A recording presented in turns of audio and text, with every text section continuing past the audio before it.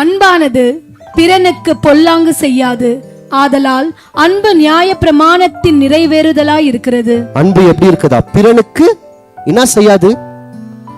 பொல்லாங்கு செய்யாது. நான் போய் ஒருத்தவங்களை அடிக்கிறேன்னா அது பொல்லாப்பா இல்ல நன்மையா? பொல்லாப்பு தானே. இது தேவனுடைய பார்வையில எப்படி இருக்கும்? அவர் விரும்புவாரா வெறுக்குவாரா? கண்டிப்பா வெறுக்குவாரு. நீங்க என்னன்னா சொல்லுங்க, நான் இதுக்கு தான் அடிச்சேன், நான் அதுக்கு தான் அடிச்சேன்லாம் நியாயப்படுத்தவே முடியாது. அடுத்து வசனம் வரும்.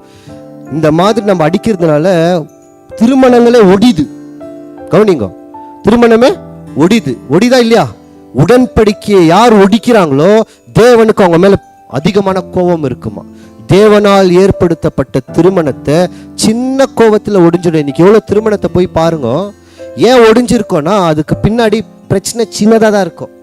சின்ன பிரச்சனை தான் பூகாதாரமா வெடிஞ்சு ஒரு குடும்பமே ரெண்டா வெடிஞ்சிருக்கும்.